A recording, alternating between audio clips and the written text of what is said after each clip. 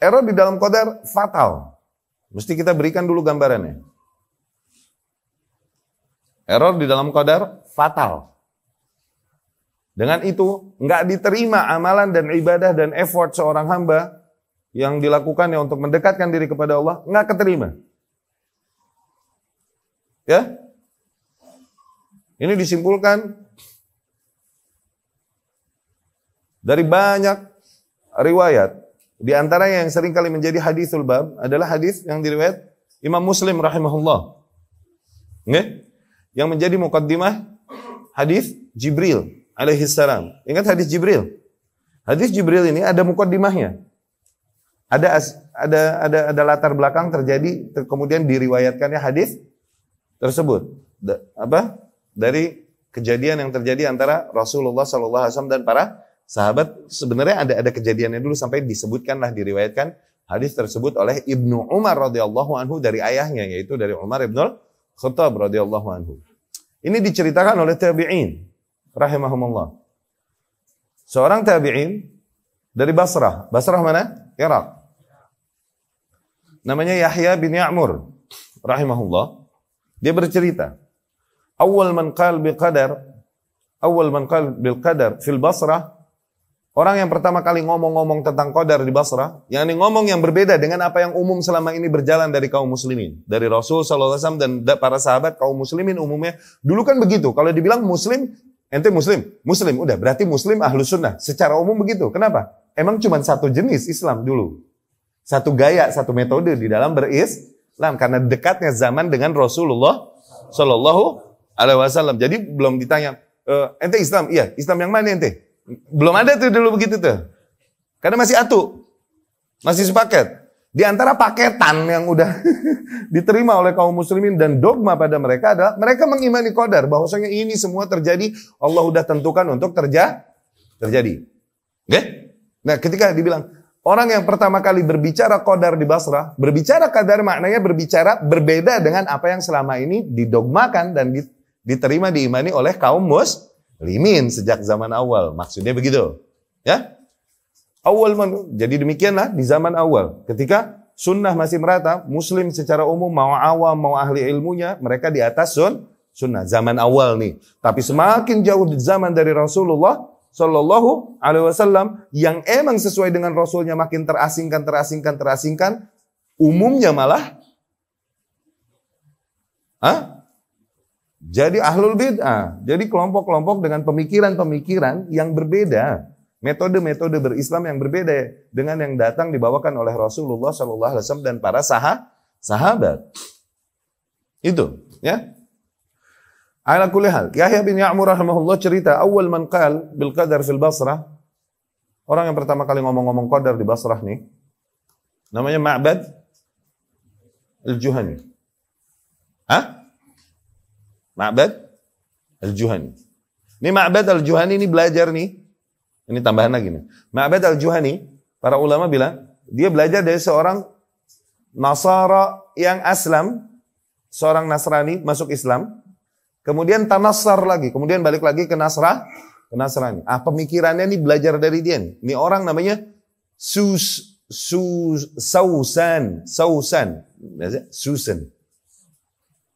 Namanya Susan namanya. Oke? Namanya Susan.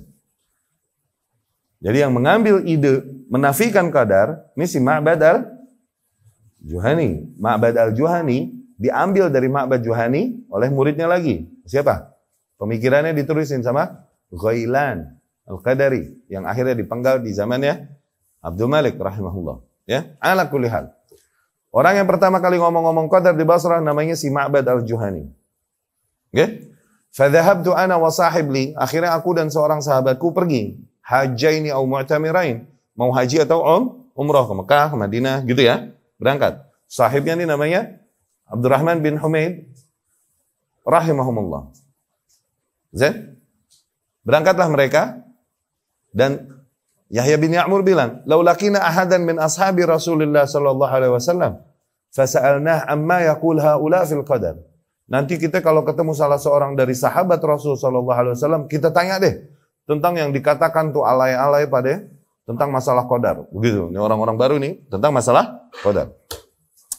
Fawuffiqa lana Abdullah ibn Umar. Qadarullah, kita dipertemukan dengan Abdullah ibn Umar, yani Abdullah ibn Umar ibn al-Khattab radhiyallahu anhu. Abdullah ibn Umar ini di antara tentunya orang yang dituakan oleh kaum muslimin yang mengalami zaman Rasulullah sallallahu alaihi wasallam, membawa banyak bekal ilmu dari Rasul dan para sahabat besar dan kemudian menyampaikan ke generasi berikutnya. Ini generasi berikutnya nanya ke ahli ilmu pada zaman itu, ya ada Abdullah ibn Umar radhiyallahu anhu, kebetulan ketemunya Abdullah ibn Umar. Fattanaftuhu ana wa sahibi ahaduna an yamini wal akhar an shimali.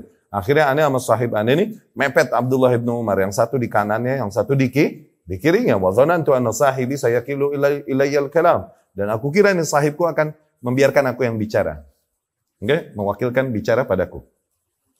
Akhirnya aku bertanya kepada Abdullah ibn Umar radhiyallahu anhu, ya Aba Abdurrahman, ketemu senior nih, ketemu ahli ilmu senior. Ya Aba Abdurrahman, innahu dhahara qibalana nasun, sesungguhnya muncul di kaum kita nih, nas, orang-orang baru, bahasa kita nas, yani alay, baru nongol nih Pak De. Yataqaffaruna al-ilm. Ya, seolah-olah sering ngegali-gali ilmu, diskusi-diskusi, suka baca Quran, begitulah. Wa dzakara min sya'nihim, disebutkanlah sifat-sifat dan kegiatan mereka nih. Kemudian dia berkata, wa yaz'amun alla qadar, tapi mereka bilang bahwasanya sesungguhnya takdir itu tidak ada. Wa annal amra unuf, dan bahwasanya semua perkara ini terjadi unuf, musta'naf. Unuf, musta'naf, yani sudden, tiba-tiba terjadi begitu saja, nggak ada yang menentukan. Diaduin sama Abdullah ibn Umar radhiyallahu anhu. Akhirnya Abdullah ibn Umar radhiyallahu anhu berkata apa? Dia berkata, idza laqit haula, apabila kalian bertemu dengan mereka, akhbirhum annahum bura'a minni wa anni bari'um minhum. Katakan pada mereka bahwa aku berlepas diri dari mereka dan mereka pun berlepas diri dariku. Berlepas diri ini kalimat syadid. Oke? Kalimat syadid ini sebenarnya. Kalaupun mungkin terdengar rapih di telinga, tapi ini penegasan pengingkaran yang keras itu. Mereka berlepas diri dariku dan aku pun berlepas diri dari mereka. Ya? Walladzi yahlifu bihi Abdullah ibn Umar. Demi zat yang dengannya Abdullah ibn Umar bersumpah, yakni demi Allah. Lau anna li ahadihim mithla Uhud dhahaban. Andai saja salah seorang di antara mereka punya emas segede gunung Uhud lagi. Thumma anfaqah, kemudian dia infakkan, yakni di jalan Allah, dia sedekah ini emas segede gunung Uhud, ma qabilallahu minhu hatta yu'mina bil qadar. Allah tak terima sama sekali darinya. Enggak jadi pahala sedikit pun. Sehingga dia beriman dulu kepada qadar. Fatal nggak error di qadar berarti? Gimana zakatnya, sholatnya, dan lain-lain? Ayo, fatal nggak berarti? Ma qabilallahu minhu hatta yu'mina bil qadar. Ya, Abdullah ibn Umar setelah menjelaskan pengingkarannya tersebut, beliau radhiyallahu anhu kemudian panjang berkata, haddatsani abi, telah berkata kepadaku ayahku. Siapa? Yani Umar ibn Khattab radhiyallahu anhu. Barulah Umar ibn Khattab berkata, bainama nahnu julusun inda Rasulillah sallallahu alaihi wasallam, ketika suatu hari kami sedang duduk-duduk bersama Rasulullah sallallahu alaihi wasallam, idh ja'ana rajulun syadidu bayadi thiyab wa syadidu sawadi sya'r, tiba-tiba datang pada kita seorang asing dengan baju yang begitu bersih rapi dan rambut yang hitam begitu rapi. Kemudian melanjutkan hadis Jibril alaihissalam. Nah, itu ceritanya hadis Jibril itu ada latar belakang itu gitu. Oke? Nah, conversation tadi, pembicaraan yang terjadi antara tabi'in dengan sahabat radhiyallahu anhum ajmain, ini menggambarkan betapa fatalnya error di dalam qadar. Kenapa? Ini sesuatu yang sifatnya dogma dan menjadi rukun di dalam iman. Dogma dan menjadi rukun di dalam iman, di mana iman rukunnya adalah antu'mina billahi wa malaikatihi wa kutubihi wa rusulihi wal yaumil akhir wal qada wal qadar khairihi wa syarrihi. Tuh. Rukun, sesuatu yang dengannya, tanpanya, maka rusaklah hal tersebut. Ya? Jadi jelas penegasan pengingkaran dari salafus saleh kepada mereka yang mengingkari qadar. Dan ini adalah hal yang disepakati sejak zaman awal. Kok bisa ada orang yang mengaku mengikuti Rasulullah sallallahu alaihi wasallam dan para kaum muslimin awal berkesimpulan di dalam hal demikian berbeda, menyeberang dengan apa yang datang dari Rasulullah Sallallahu Alaihi Wasallam.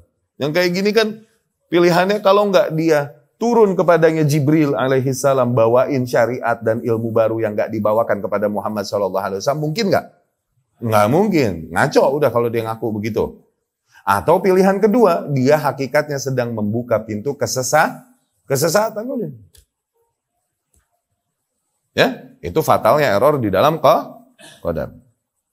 Maka ikhwati rahimakumullah, demikianlah betapa krusialnya ya mengimani qadar dan mengimaninya sebagaimana diimani oleh Rasulullah sallallahu alaihi wasallam dan para salafus saleh.